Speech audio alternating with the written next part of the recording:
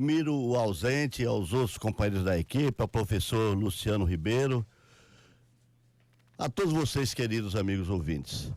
Pegando o mote colocado no fim do seu pronunciamento pelo professor Luciano Ribeiro, todos nós, individualmente até, devemos que nos policiarmos, orientarmos os nossos amigos, familiares sobre a situação crítica que se encontra a discussão política brasileira no que se refere ao poder central. A eleição de presidente começa a causar medo na população brasileira. O pronunciamento do presidente Jair Bolsonaro durante a convenção do seu partido foi uma clara incitação à insubordinação institucional no próximo 7º de setembro. Chegou a dizer, é o último dia, é agora ou nunca.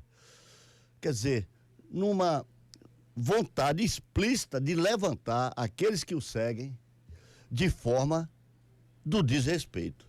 Porque foi assim, através das palavras dele, que começou a escalada do ódio contra o semelhante, contra aqueles que pensam diferente, contra aqueles que votam em candidatos diferentes, e não apenas um. Então, que Deus apacente a alma do presidente, dos outros candidatos, e que a gente possa se respeitar mutuamente. Que a gente respeite o que o outro pensa, a sua posição. Nós não podemos ter um país dividido apenas por um interesse localizado de dois candidatos.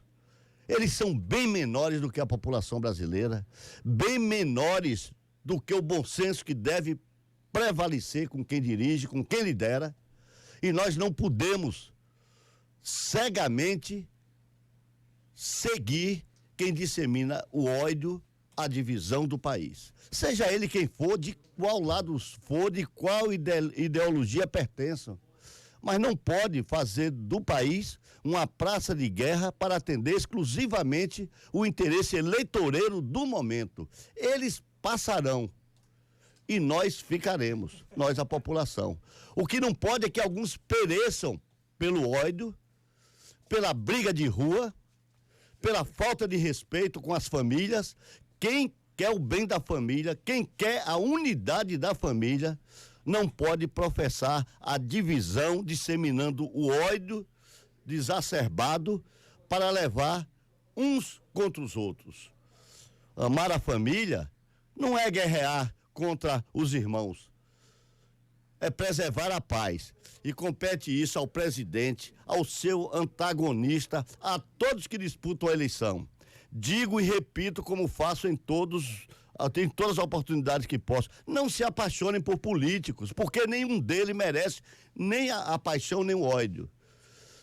Que procure conduzir o seu voto para, na sua concepção, seja aquele o melhor para o país. Mas faça a leitura do histórico de todos eles, porque não tem nenhum santo. Não sendo santo, não pode ter seguidores apaixonados, mas eleitores que procuram a qualidade melhor de vida para eles próprios, as suas famílias e a nação. Eu não podia deixar de falar sobre isso aqui depois da manifestação última do professor Luciano Ribeiro, a quem reverencio como um político que deixa a história na cidade. Mas enfim, vamos para o dia a dia. As convenções começaram. Na Bahia, o clima é de 3 candidaturas competitivas, embora mais 3 que disputam a eleição, mas como coadjuvantes.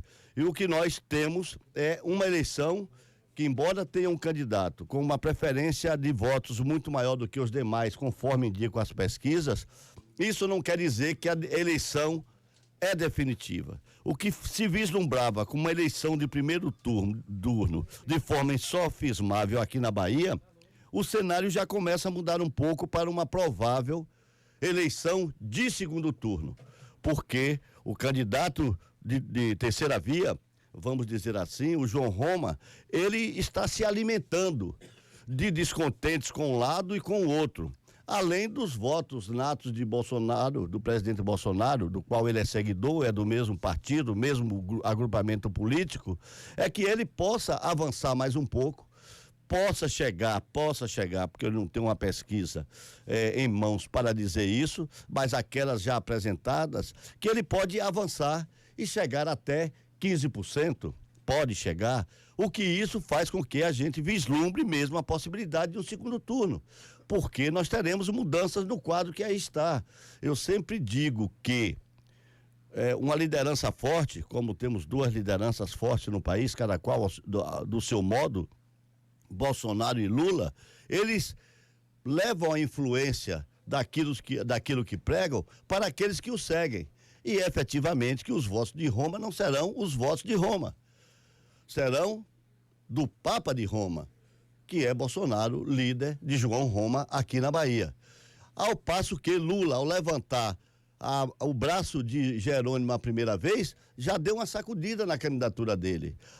Da segunda vez que vier aqui e fizer isso, ninguém sabe a magnitude dessa subida para ensejar com os votos de Roma um segundo turno que termina sendo terra de ninguém, Dilson Barbosa.